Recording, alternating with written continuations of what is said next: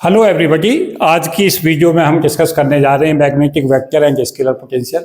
तो इनका इंट्रोडक्शन भी देखेंगे, कैसे हम इंट्रोड्यूस करते हैं मैग्नेटिक वेक्टर और स्केलर पोटेंशियल को, और कुछ ऐसी प्रॉब्लम भी डिस्कस करूंगा जो कॉम्पिटिटिव एग्जाम में पूछी जाती हैं इसके आधार पर। अब तक जितने भी टॉपिक्स लिए हैं उनमें एक बहुत बहुत महत्वपूर्ण टॉपिक इसे मैं कहना चाहूँगा, क्योंकि काफ़ी क्वेश्चन इस पर पूछे जाते हैं इस टॉपिक से। तो कंपटीशंस के लिहाज से काफ़ी महत्वपूर्ण टॉपिक है मैग्नेटिक वेक्टर और स्केलर पोटेंशियल हम कैसे एवेल्यूट करते हैं। तो ये बेसिकली दो महत्वपूर्ण रिजल्ट जो हमने ड्राइव किए थे, एक तो डाइवर्जेंस B इक्वल टू 0 जो बताता मैग्नेटिक मोनोपोल जो वो एग्जिस्ट नहीं करते, एक तो इससे इंस्पायर्ड है, और दूसरा जो रिजल्ट हमने लिया अभी वो लिखा था इससे जस्ट पिछले लेक्चर में मैं डिस्कस कर रहा था फैराडे लॉ, जिसमें कर्ल E की वैल्यू थी -del V/del T। तो दो रिजल्ट्स महत्वपूर्ण है, ये डाइवर्जेंस B इक्वल टू 0 और कर्ल E बराबर -del V/del T। Divergence B बराबर 0 हमें क्या इंश्योर करता है कि मैग्नेटिक मोनोपोल एग्जिस्ट नहीं करते। लेकिन अगर इसके मैथ्स में देखा जाए तो हम डाइवर्जेंस B अगर 0 है तो B को एक ऐसी क्वांटिटी के इक्वल लिख सकते हैं जिसका कर्ल हमें B की वैल्यू प्रोवाइड कर दे। तो डाइवर्जेंस B जो है 0 प्रोवाइड करता है हमें ये एक्सप्रेशंस, ये मैथमेटिक्स में प्रोवाइड करता है कि B की वैल्यू हमारी कर्ल A के इक्वल होगी, जहां A हमारा क्या कहलाता है, magnetic vector potential. M4 magnetic, V4 vector, P4 potential, magnetic vector potential. अब हम ये देखें कि क्या B बराबर कर्ल A रखने पर इस एक्सप्रेशंस का क्या हुआ। तो जैसे हम इसका डाइवर्जेंस लेंगे तो डाइवर्जेंस B हो गया, इधर से ये हमारा डाइवर्जेंस कर्ल हो गया, A हो गया। तो डाइवर्जेंस कर्ल A जो होगा किसी भी वेक्टर क्वांटिटी का, अगर हम एक ही इंस्टेंट पे डाइवर्जेंस भी निकाल रहे हैं और कर्ल भी निकाल रहे हैं तो सदा 0 होता है। तो ये वैल्यू 0 हो गई, तो डाइवर्जेंस B 0 हो गया। इससे क्या पता चला कि अगर डाइवर्जेंस B 0 है तो B को सदा एक वेक्टर क्वांटिटी के कर्ल के इक्वल लिखा जा सकता है, और वही कर्ल जिसके कर्ल के इक्वल लिखा जा सकता है, ऐसी क्वांटिटी को हम क्या बोल रहे होते हैं, मैग्नेटिक वेक्टर पोटेंशियल कहते हैं। और अगर आपको याद हो तो ऐसे हम जब इलेक्ट्रोस्टैटिक में होते हैं, ये हमारे मैग्नेटोस्टैटिक्स का रूल है, अगर हम इलेक्ट्रोस्टैटिक में होते हैं तो आपको ध्यान होगा इलेक्ट्रोस्टैटिक में हम क्या करते थे, इलेक्ट्रोस्टैटिक में हम करते थे कर्ल E की जो वैल्यू थी वो 0 होती थी। तो E को एक क्वांटिटी का माइनस ग्रेडियंट करते थे, E होता था हमारा माइनस ग्रेडियंट V। तो जब हम E बराबर माइनस ग्रेडियंट V करते थे तो यहां पे हमें पता चलता था कि V हमारा यहां पे क्या कहलाता है, ये स्केलर क्वांटिटी है, क्योंकि ग्रेडियंट सदा स्केलर का होता है। तो यहां पे हमारा V क्या कहलाता था, स्केलर पोटेंशियल। पोटेंशियल कहते थे, जो कि स्केलर क्वांटिटी है। अगर हम इसका अब इस एक्सप्रेशन में इधर का भी कर लें तो ये देखो कर्ल E बन गया, ये बन गया माइनस कर्ल ग्रेडियंट और V। कर्ल और ग्रेडियंट किसी भी स्केलर क्वांटिटी का 0 होता है, तो कर्ल E बराबर 0 है। तो E बराबर माइनस ग्रेडियंट V इंश्योर करता है कर्ल E 0 होगा, और डाइवर्जेंस B 0 में B बराबर कर्ल A इंश्योर करता है कि अगर हम इन दोनों क्वांटिटियों का डाइवर्जेंस लें तो फिर से ये 0 होगा और इधर से डाइवर्जेंस कर्ल A 0 होगा। तो B को हम कर्ल A लिख सकते हैं। A को हम क्या कहते हैं यहां पे, magnetic vector potential. A itself very कर सकता है, A की बहुत सारी वैल्यूज हो सकती हैं, और हो सकता है कि वो बहुत सारी वैल्यूज हमें जो मिल रही हों वो सेम भी देती हों। तो इसके बारे में कहा जाता है कि ये अपने आप में यूनिक नहीं होता। A क्या है, अपने आप में यूनिक नहीं होता। Different value of A can provides the same value of B। तो इस प्रॉपर्टी को समझने का प्रयास करें, इंपॉर्टेंट प्रॉपर्टी है, काफी पूछी जाती है। Different value of magnetic vector potential provides same value of B।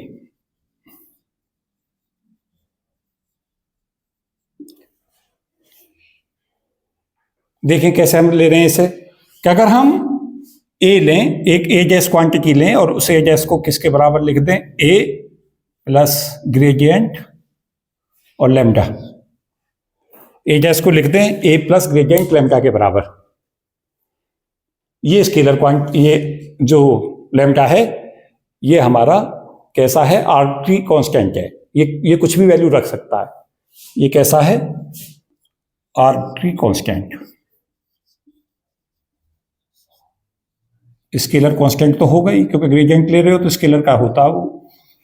अब इसका हम कर लें तो ये हमारा क्या बन जाएगा, curl A dash equal to curl A plus curl gradient lambda. और किसी भी स्केलर क्वांटिटी का कर्ल और ग्रेडियंट क्या बन जाता है, 0। तो ये हमारा कर्ल ए डैश किसके बराबर आ गया, कर्ल ए के, और कर्ल ए बी के बराबर है। क्या सीखा यहां से, ए डैश भी सेम वैल्यू दे रहा है बी की, ए भी वैल्यू सेम दे रहा है, जबकि ए डैश और ए अलग अलग है। ए डैश अलग है, ए अलग है, क्योंकि इसमें ग्रेडियंट भी तो जुड़ा हुआ है, लेकिन दोनों क्या कर रहे हैं, ये इसके करस्पॉन्डिंग भी वही आ रहा है, कर्ल ए डैश के इक्वल, और इस कर्ल ए के करस्पॉन्डिंग भी सेम आ रहा है। ये कंफर्म हो गया कि different value of magnetic vector potential क्या प्रोवाइड कर सकते हैं, same value of B.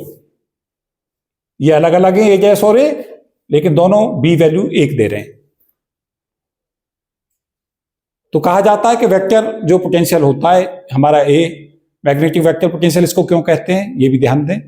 Magnetic इसलिए कहते हैं क्योंकि ये मैग्नेटिक फील्ड को मेजर करता है। वेक्टर क्यों कहते हैं कि कर्ल सदा वेक्टर क्वांटिटी का लिया जाता है। और पोटेंशियल क्यों कहते हैं कि जिनके कर्ल और ग्रेडियंट से हम ई और बी कैलकुलेट कर रहे होते हैं, ऐसी क्वांटिटी को हम पोटेंशियल बोलते हैं। तो ये यहां तक इस बात को अगर आप समझ पाए तो मैं आगे बढ़ूं, इंपॉर्टेंट था बी बराबर कर्ल ए का introduction, this is very important. अब इस एक्सप्रेशन पर चलते हैं फेराडे लॉ से। तो फेराडे लॉ लिखें फिर से, फ्रॉम फेराडे लॉ। तो फेराडे लॉ से क्या होगा, curl E is equal to minus del over del t. अब बी को क्या लिखते हैं बच्चों, कर्ल ए। अभी आपने दिखाया कि बी किसके बराबर है, कर्ल ए के इक्वल। तो यहां पे हमारा जो एक्सप्रेशन है वो कैसे बन जाएगा, ये एक्सप्रेशन बन जाएगा curl E plus del A upon del t equal to 0।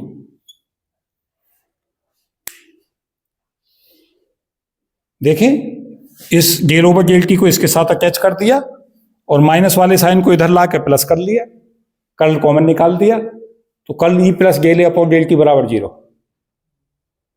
अब ध्यान दो, जब हमारा कर्ल ई 0 था तो ई को हमने लिखा था माइनस ग्रेडियंट वी। अब ई एम टी में आ गए तो कर्ल ई 0 नहीं है, curl E plus del A upon del t ये 0 है। अंतर समझ रहे हो, ईएमटी के अंदर जब हम इलेक्ट्रोमैग्नेटिक कंसेप्ट में आ जाते हैं उस समय पे हमारा कर्ल 0 नहीं होता ई, बल्कि curl E plus del A upon del T 0 होता है। तो इस ई plus del A upon del T को हम एक क्वांटिटी के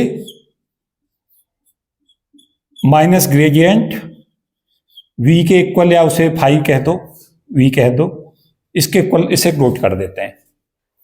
क्योंकि अब क्या हुआ, यहां तो पूरा कर्ल ई 0 पे ई माइनस ग्रेडियंट वी था, अब यहां E plus del over del t minus gradient V हो गया।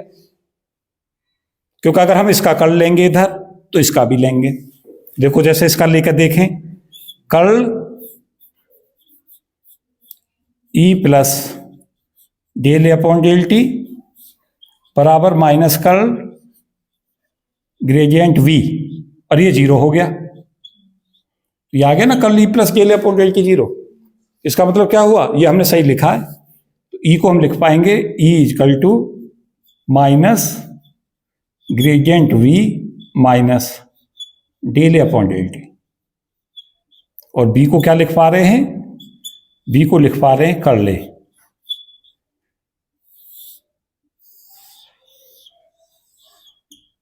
ए को क्या कहते हैं यहां, मैग्नेटिक वेक्टर पोटेंशियल।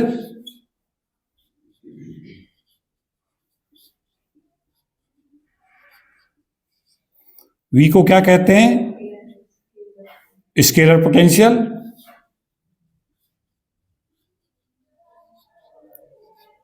E को क्या कहते हैं? Electric field.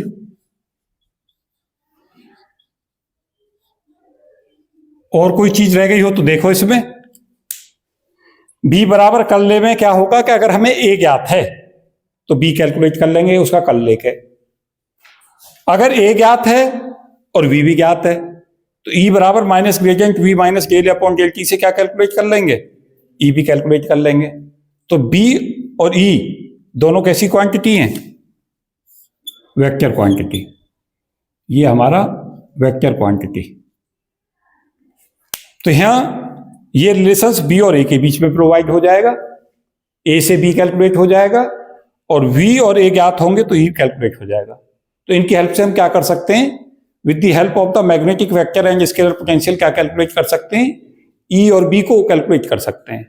लेकिन जो हमारे पास में V और A होते हैं ये अपने आप में क्या होते हैं? ये हमारे पास में यूनिक नहीं होते, ये नॉन यूनिक होते हैं। डिफरेंट वैल्यू भी सेम वैल्यू दे सकती हैं। देखें जैसा हमने लिखा था कि अगर हम ए गैस को ये लिख दें, इसके बराबर कर दें, यहां पे बी की वैल्यू कर ले ए गैस और कर ले जो सेम वैल्यू दे दी। लेकिन अब ई पे प्रभाव देखें इस एक्सप्रेशन को लिखने पे। ई जब हमने ए गैस को ये ले लिया, यहां पे पुट करें इस एक्सप्रेशन से देखें तो हमारे पास में ई गैस क्या आ जाएगा बच्चों? ई गैस कह दें उसे, E gas is equal to minus gradient V dash minus del A dash upon del T. ध्यान दो, जब हमने पोटेंशियल को V ले रखा है, वेक्टर पोटेंशियल को A ले रखा, तो इलेक्ट्रिक फील्ड को माना E से डिफाइन कर दिया। अब यहां पे हमने क्या किया? पोटेंशियल हमारा V डैश से चेंज हुआ, A डैश से चेंज हुआ और इलेक्ट्रिक फील्ड हमारा E डैश हो गया। अब यहां पे ए गैस को बदल दें हम। ए गैस हमने किसके बराबर मान लिया? कुछ देर के लिए ए गैस की वैल्यू पुट कर दी, ए प्लस ग्रेडियंट लैम्डा। देखो ये रख रखी ये वाली, इसी को रख दो फिर से इसमें। अब देखो क्या हुआ, या क्वेश्चन आया हुआ है, ये कॉम्पिटिटिव एग्जाम में लगातार आता है इसलिए सॉल्व करा रहा हूं इसे। तो क्या वैल्यू आ गई यहां से वैल्यू क्या मिली हमें? E dash equal to minus gradient V dash minus del over del T, और ए डैश की जगह पे क्या रख दें? A plus gradient lambda. तो ग्रेडियंट यहां से कॉमन निकाल दें, तो माइनस ग्रेडियंट यहां भी आ रहा है, यहां भी आ रहा है, V dash minus gradient common है, minus del lambda upon del T और minus del A upon del T. अगर ये वैल्यू हमारी ये वाली वैल्यू V के बराबर हो जाए तो ये हमारा E गैस बन जाएगा। E गैस किसके बराबर बन जाएगा? E के बराबर। देखो ध्यान से, क्योंकि V बराबर minus gradient V minus del upon del t होता है। तो यहां पे बदलाव क्या करना पड़ेगा हमें? V हमारा किसके बराबर रखना पड़ेगा? V dash minus del lambda upon del t, ये चेंज करना पड़ेगा। अगर हमने ए गैस को किसके बराबर किया है? A प्लस, हाँ कोई गलती हो गई क्या? हाँ यहाँ प्लस आएगा, ये यहाँ भी, यहाँ ये है और ये माइनस है, एक माइनस कॉमन भी ले रखा ना बाहर, तो यहाँ प्लस कर दो, ये दिस, यस प्लस आएगा। तो ये हमारे पास V गैस की वैल्यू किससे रिप्लेस हो गई? V गैस रिप्लेस हो गया V minus del lambda upon del t से। काफी बार ये एक्सप्रेशन ऐसे कैसे पूछा जाता है।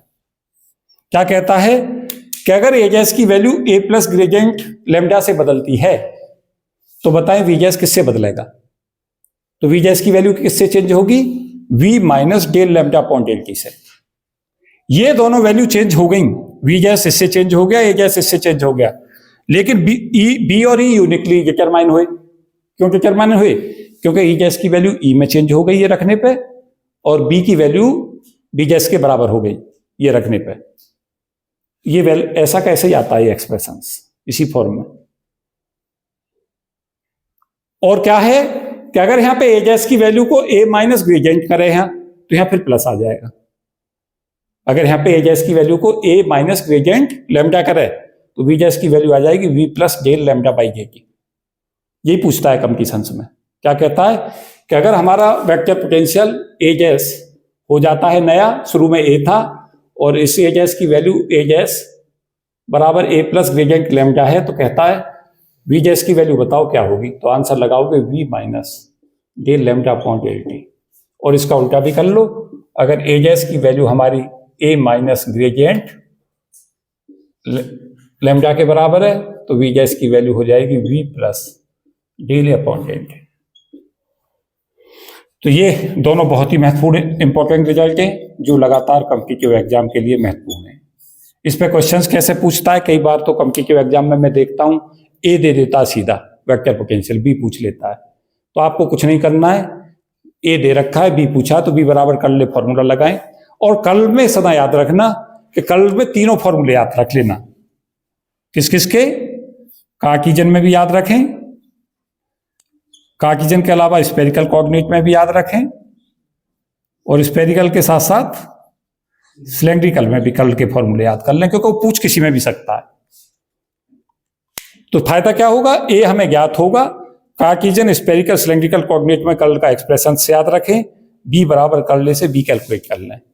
और ए अगर ज्ञात है, वी ज्ञात है, तो ई बराबर minus gradient V minus del upon del t से।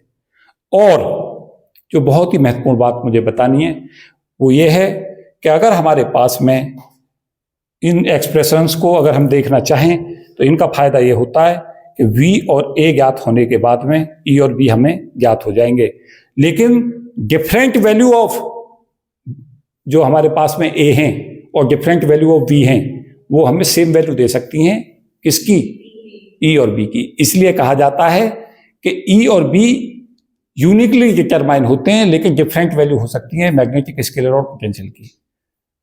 तो क्या कहा जाता है, magnetic vector and scalar potentials are not unique in itself but they observe electric and magnetic field uniquely. This is the statement कि ये unique नहीं होते, कौन? ए और फाई, लेकिन ये यूनिकली डिटरमाइन कर लेते हैं किसको? बी और ई को, मैग्नेटिक फील्ड को और इलेक्ट्रिक फील्ड को। तो ये इसके बारे में हमें पता रखना था। काफ़ी मैथ था और काफ़ी इंपॉर्टेंट ये दोनों रिजल्ट जो आपकी मेमोरी में, परमानेंट मेमोरी में इन्हें रखा जाए, जो ये सदा आपके काम आते रहें। तो इस वीडियो में इतना ही। Thank you. हाँ जी, या नहीं, ये नहीं होगा, ये लैम्डा होगा है, इसे सही कर लो। यस, लैम्डा होगा, ये नहीं है, ए सही बनना ना, ये लैम्डा, लेकिन ये नहीं है, ये लैम्डा बाई के की है, सही कर लेना। तो इस वीडियो में इतना ही। Thank you and best wishes for all of you. जय हिंद।